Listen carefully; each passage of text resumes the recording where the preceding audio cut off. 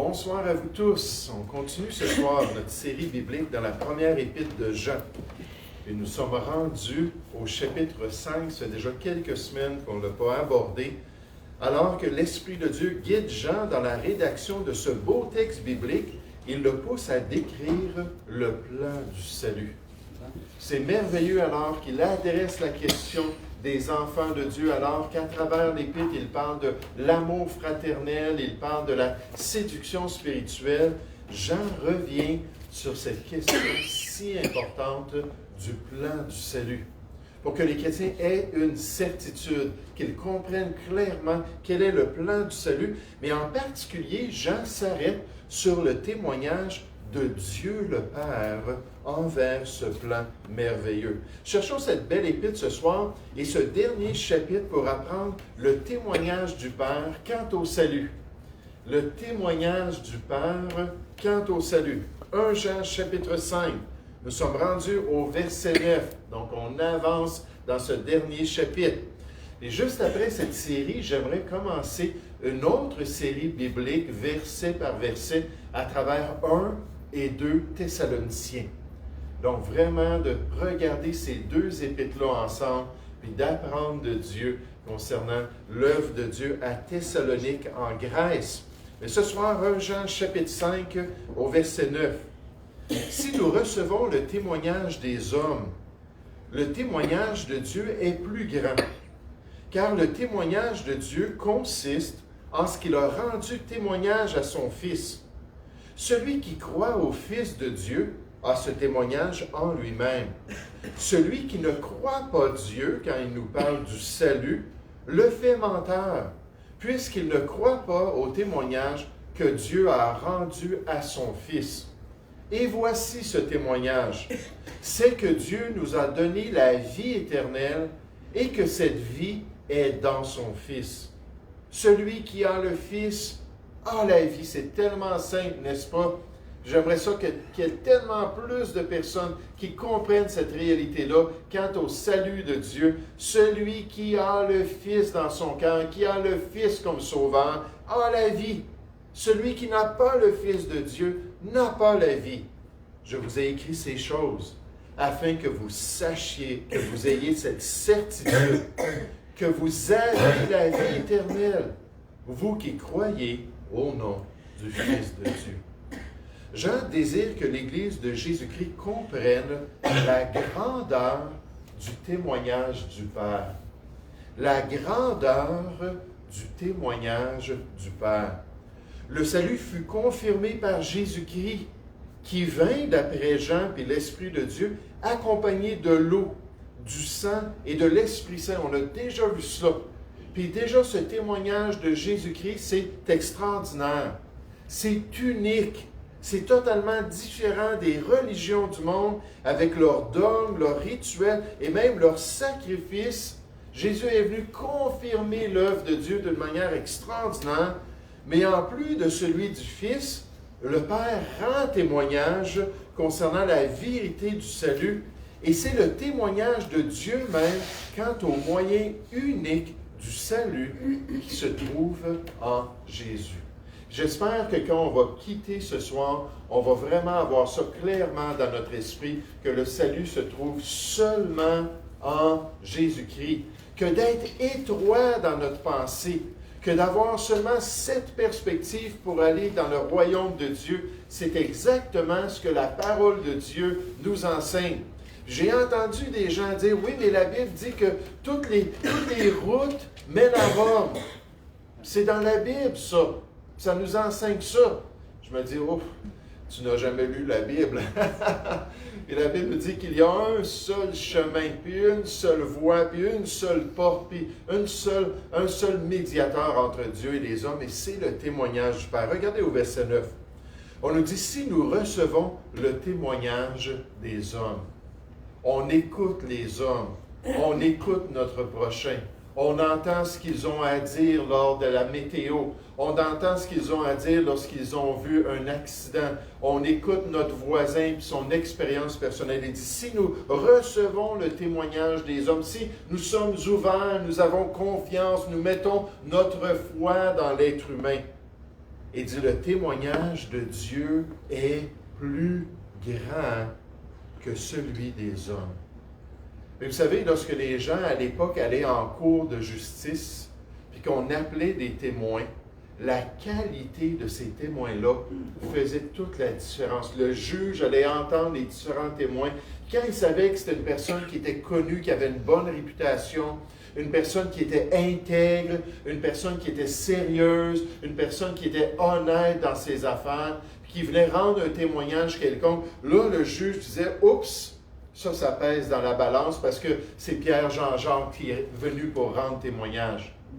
Puis comme c'était important.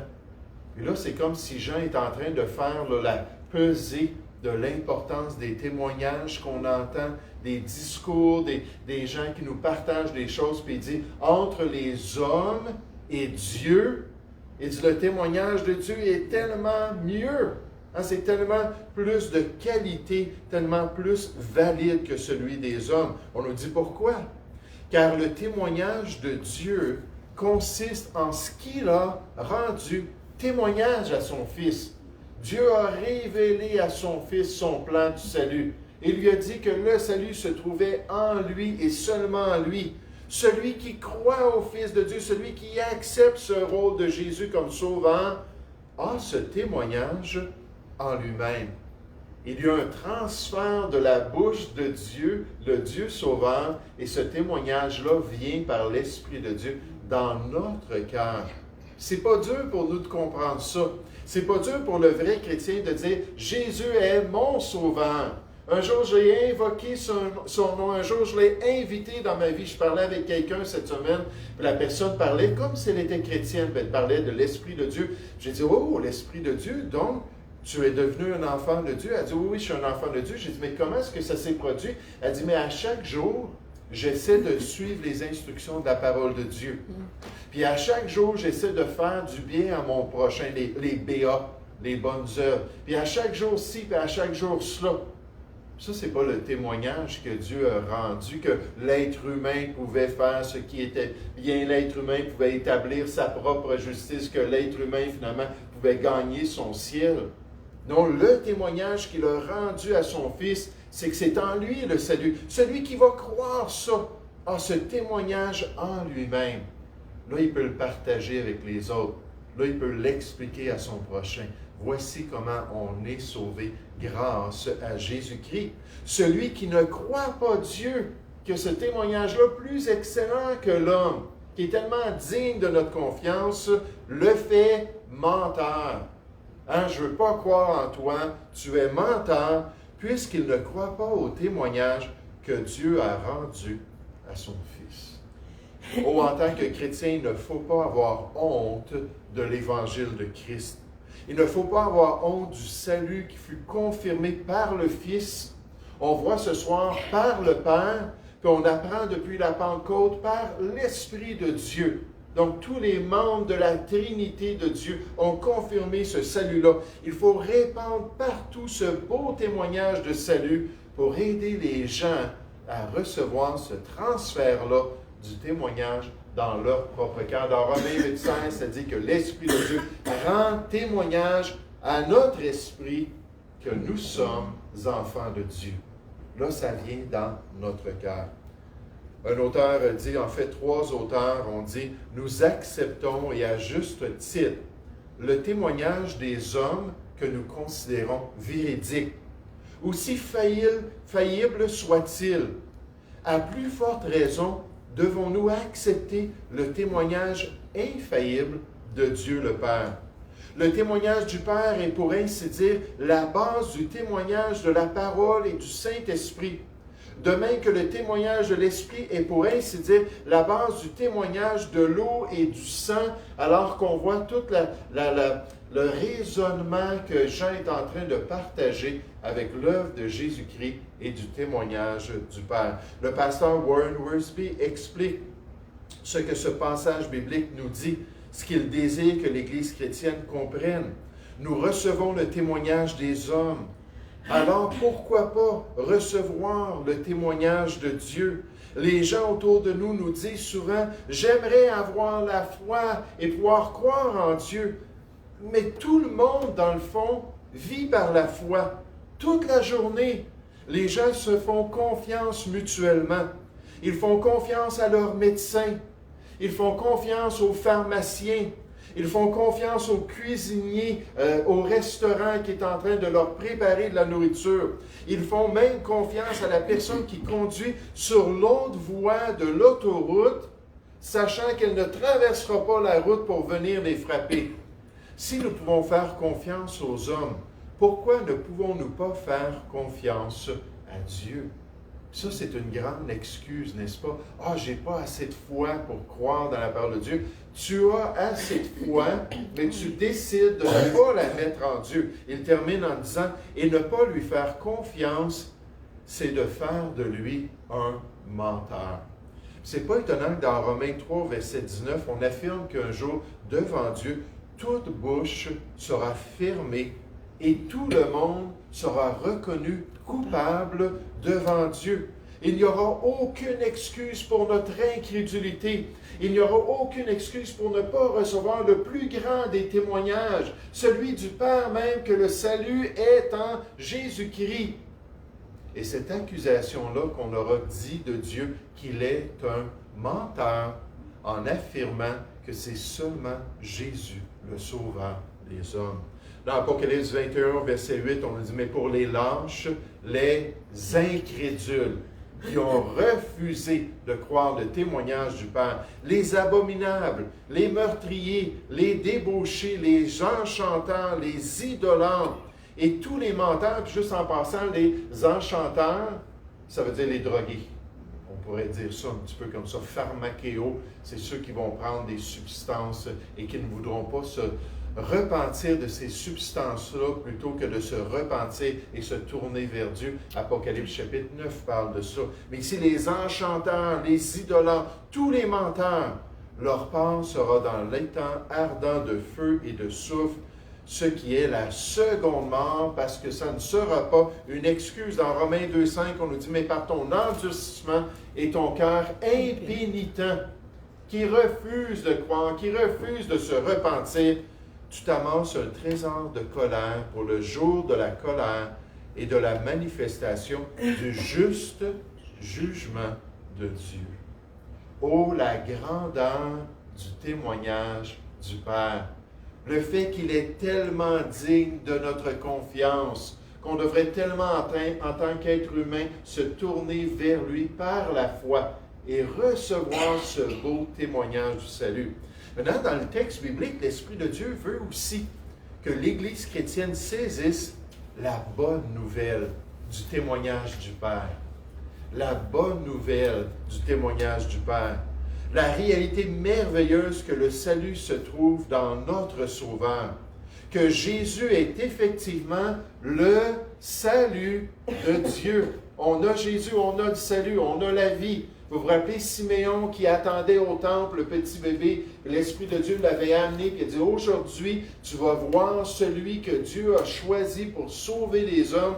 Puis là, il a vu Marie puis Joseph, il a dit, hey, je veux l'avoir dans mes bras parce que je sais qu'une fois que je vais l'avoir vu, que je vais l'avoir adoré, contemplé, que Dieu va me permettre finalement de mourir en paix et de m'en aller dans son royaume. Puis il a appelé le Seigneur Jésus le salut de Dieu, la délivrance même du plan de Dieu et de ce témoignage-là, que c'est vraiment par Jésus que le pécheur reçoit la vie éternelle et qu'il vivra pour toujours dans le paradis de Dieu grâce à Jésus. C'est Jésus le Sauveur et aucun autre, comme Pierre l'a bien exprimé devant le Sanhédrin. Lorsqu'il a passé devant les autorités juives dans Acte 4, il a dit, Jésus est la pierre rejetée par vous qui bâtissez et qui est devenue la principale de l'angle. Il n'y a de salut en aucun autre, car il n'y a sous le ciel aucun autre nom qui ait été donné parmi les hommes par lequel nous devions être sauvés. Et c'est ça le témoignage du Père, le concepteur même du salut des hommes, le souverain sur le moyen du salut, qui confirme que c'est en Jésus et seulement en Jésus que l'homme reçoit la vie éternelle. Verset 9 de notre texte.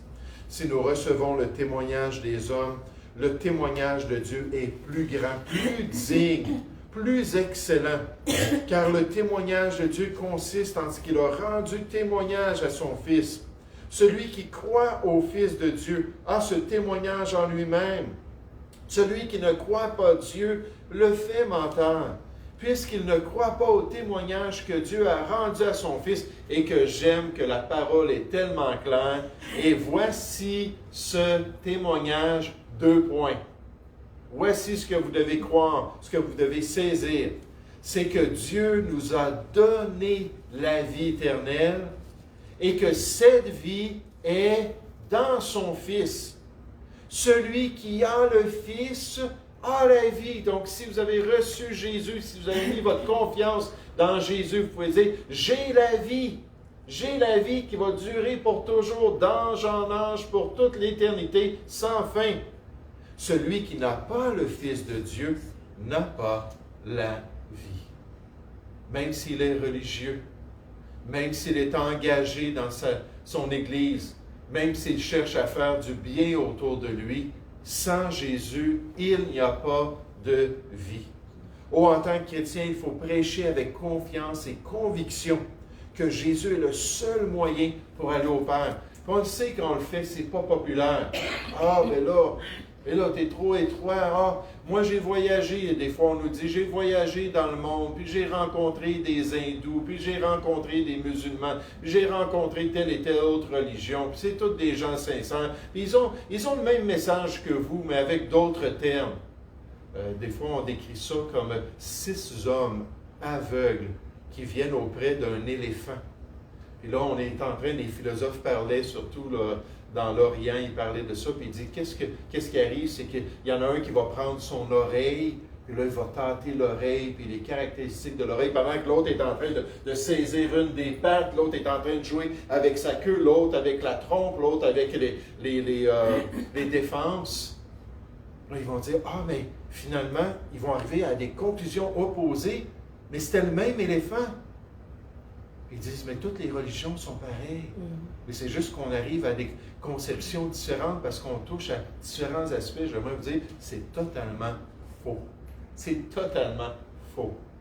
Les religions se contredisent. Les religions présentent des dogmes, présentent des vérités qui sont totalement opposées. Puis quand les gens disent ça, c'est tout pareil, on peut leur dire non. Non, la Bible est différente. Elle nous dit qu'il y a un seul moyen de salut. Puis c'est pas Mahomet, puis c'est pas Confucius, puis c'est pas Platon, puis c'est pas quelqu'un d'autre, même pas Charles, voyons, de l'évolution. Darwin, merci. Même pas Charles Darwin qui va nous sauver.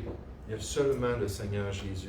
Oh, il faut le faire avec confiance. Il faut dire aux gens qu'il est le seul sauveur pour l'être humain, le seul médiateur entre Dieu et les hommes, que sans Jésus, il n'y a pas de salut dans l'au-delà. On va frapper un mur dans l'autre monde, parce qu'on va s'apercevoir que le Dieu de vérité nous attend là, avec le plan de salut qui est seulement en Jésus-Christ. Regardez au verset 19. On va y arriver bientôt dans notre série. Mais ça dit au verset 19 de 1 Jean chapitre 5, nous savons que nous sommes de Dieu et que le monde entier avec toutes ses religions est sous la puissance du malin. Nous savons aussi que le Fils de Dieu est venu et qu'il nous a donné l'intelligence pour connaître le véritable. Vous vous rappelez, Jésus a dit, personne ne peut connaître le Père si ce n'est par le Fils et personne ne peut connaître le Fils si ce n'est par le Père. Il dit, il faut que ça soit révélé. Il faut que vous compreniez spirituellement. C'est pour ça que quand Jésus a fait son petit sondage avec les apôtres, qu'est-ce que les gens disent de nous, de moi plutôt, puis qui ont dit, certains pensent que tel et tel prophète, puis ainsi de suite. Puis là, finalement, il a demandé, mais qui pensez-vous que je suis? Et Pierre, il a dit, tu es le Christ, le Fils de Dieu vivant. Là, Jésus a dit, Pierre, tu es béni parce que c'est mon Père qui t'a permis de connaître mon identité. Mais là, à l'inverse, verset 20, nous savons aussi que le Fils de Dieu est venu et qu'il nous a donné l'intelligence pour connaître le véritable, le Père avec son plan de salut. Et nous sommes dans le véritable, en son Fils Jésus-Christ. C'est lui qui est le Dieu véritable, Jésus, et qui est la vie éternelle. Celui qui a le Fils a la vie. Celui qui n'a pas le Fils n'a pas la vie. Puis c'est pas étonnant que ça termine en disant, petits enfants, gardez-vous des idoles. Gardez-vous des fausses conceptions. Gardez-vous des fausses adorations. Jésus dit, je suis le chemin, la vérité et je suis la vie. Nul ne vient au Père que par moi. Gloire à Jésus, la vie éternelle de Dieu. Gloire à notre grand Sauveur, le seul Sauveur des êtres humains et le seul moyen de salut que Dieu a déterminé depuis l'éternité passée. Jésus était prédestiné à être l'agneau de Dieu avant la création de toutes choses. Donc le plan de Dieu était bien clair, même avant qu'il fasse l'être humain. Comme la vie éternelle est donnée dans le Fils de Dieu, il s'ensuit qu'on ne peut en jouir sans lui. Aucun homme ne peut l'avoir sans avoir Christ. Donc celui qui a le Fils a la vie. Et celui qui n'a pas le Fils n'a pas la vie. Il est vain d'espérer la gloire éternelle si nous n'avons pas Christ dans notre cœur. Puis en passant, ce n'est pas Marie, c'est Christ. Ce n'est pas un des apôtres, un des saints, ce n'est pas qui que ce soit d'autre, c'est Christ. Le Christ qui habite en nous donne à la fois un titre et une aptitude lors de sa réception. C'est le témoignage de Dieu qui vient en nous. Que personne ne se trompe ici. Le Christ est en moi, alors je dois à la gloire. S'il n'y a pas de Christ en moi, il n'y a pas de gloire dans mon avenir. Le témoignage de Dieu doit être maintenu dans l'Église de Jésus-Christ. Cherchons ensemble l'Évangile de Jean, au chapitre 3, pour voir le témoignage de Jean-Baptiste. L'Évangile de Jean, au chapitre 3, le précurseur du Messie, le précurseur du Sauveur, qui vient partager ce qu'il avait compris concernant Jésus. Jean, chapitre 3, à partir du verset 30, puis c'est un verset que j'aime tellement. Au verset 30, à la fin du verset, ça dit « Il faut qu'il croisse et que je diminue. » Nécessairement, il y avait cette transition dans le ministère de Jean. Verset 31, « Celui qui vient d'en haut », donc Jean avait dit « Jésus est venu avant moi », mais là il dit « Ah, mais Jésus même ne vient pas d'ici-bas, comme moi, il vient d'en haut. Celui qui vient d'en haut est au-dessus de tous. Celui qui est de la terre est de la terre. » Et il parle comme étant de la terre. Il dit, ça, c'est mon cas. Celui qui vient du ciel est au-dessus de tous. Il rend témoignage de ce qu'il a vu et entendu, puis nécessairement du témoignage du Père, et personne ne reçoit son témoignage. Celui qui a reçu son témoignage a certifié que Dieu est vrai. Car celui que Dieu a envoyé dit les paroles de Dieu, parce que Dieu ne lui donne pas l'esprit avec mesure. Le Père aime le Fils, et il a remis toutes choses entre ses mains, donc même le salut de Dieu. Celui qui croit au Fils a la vie éternelle, à celui qui est venu des cieux, qui est venu d'en haut. Celui qui ne croit pas au Fils ne verra point la vie, mais la colère de Dieu demeure sur lui. Et c'est pourquoi l'Épître aux Hébreux présente cette réalité ainsi en disant « Celui qui a violé la loi de Moïse meurt sans miséricorde sur la déposition de 2 ou 3 témoins. De quel pire châtiment pensez-vous que sera jugé digne celui qui aura foulé aux pieds le Fils de Dieu, la vie éternelle et le salut de Dieu, qui aura dit « Je ne veux rien savoir, je ne veux pas Jésus dans ma vie », qui aura tenu pour profane le sang de l'alliance par lequel il a été sanctifié, qui aura outragé l'esprit de la grâce. Au verset 31 dans Hébreux chapitre 10, versets 28 et 29, au verset 31, on nous dit « C'est une chose terrible de tomber entre les mains du Dieu vivant. » avec un cœur qui s'est détourné du témoignage du Père et qui a rejeté le salut qui se trouve en Jésus-Christ. La grandeur du témoignage du Père, l'Esprit voulait qu'on comprenne, il faut l'accepter. La bonne nouvelle du témoignage du Père, c'est que ce n'est pas en nous que se trouve le salut, c'est en Jésus qui a tout accompli sur la croix. Et alors qu'on achève notre série dans la première épître de Jean, l'Esprit utilise ce passage inspiré et utile pour les chrétiens afin de démontrer la certitude du témoignage du Père.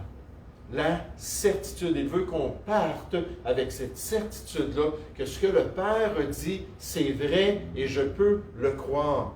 Une autre certitude à écrire dans notre cœur en tant que le peuple de Dieu, en tant qu'enfant de Dieu, en tant que celui qui a triomphé du monde en mettant sa foi dans le salut qui se trouve en Dieu. Verset 9, « Si nous recevons le témoignage des hommes, le témoignage de Dieu est plus grand, car le témoignage de Dieu consiste en ce qu'il a rendu témoignage à son Fils. Celui qui croit au Fils de Dieu a ce témoignage en lui-même. Celui qui ne croit pas Dieu le fait menteur, puis s'accumule un jugement dans l'avenir, puisqu'il ne croit pas au témoignage que Dieu a rendu à son Fils. Et voici ce témoignage, c'est que Dieu nous a donné la vie éternelle. C'est un cadeau de sa grâce. Et que cette vie est dans son Fils. Celui qui a le Fils a la vie. Celui qui n'a pas le Fils de Dieu n'a pas la vie. Je vous ai écrit ces choses afin que vous sachiez, afin que ce soit une certitude, afin que ce soit une ancre de votre âme, une conviction intérieure produite par l'Esprit de Dieu, afin que vous sachiez que vous avez maintenant. C'est une réalité actuelle dans le cœur du chrétien, une garantie quant à son éternité, que vous avez la vie éternelle, vous qui croyez au nom du Fils de Dieu. Dieu veut que ses enfants sachent qu'ils lui appartiennent. Jean a été inspiré par l'Esprit pour écrire son évangile afin de nous assurer que Jésus est le Christ, le Fils de Dieu. Ça, c'est dans l'évangile de Jean. Et il a écrit cette épître pour que nous ayons la certitude que nous sommes bien en Jésus-Christ des enfants de Dieu. Le pasteur Warren Wiersbe. Un autre pasteur dit, notre apôtre, entrant maintenant dans la conclusion de son excellente épître, leur fait connaître le dessein et la fin qu'il a eu en l'écrivant, à savoir qu'ils sachent qu'ils ont la vie éternelle. C'est-à-dire qu'ils ont à la fois un droit et un titre à la vie éternelle de Dieu, et qu'ils parviennent à la connaître et à en avoir l'assurance dans leur cœur. Il en résulte que les croyants peuvent, dans cette vie, sans le secours d'une révélation extraordinaire, extérieure à la parole, parvenir à la connaissance et à l'assurance bien fondée de la vie éternelle. Je vous ai écrit ces choses, à vous qui croyez en Jésus-Christ, afin que vous sachiez que vous avez cette vie éternelle. William Burkitt. Oh, la grandeur du témoignage du Père. La bonne nouvelle du témoignage du Père, la vie est en Jésus.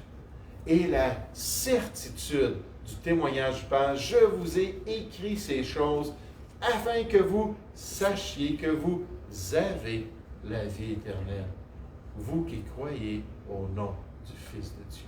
Nous allons prier ensemble.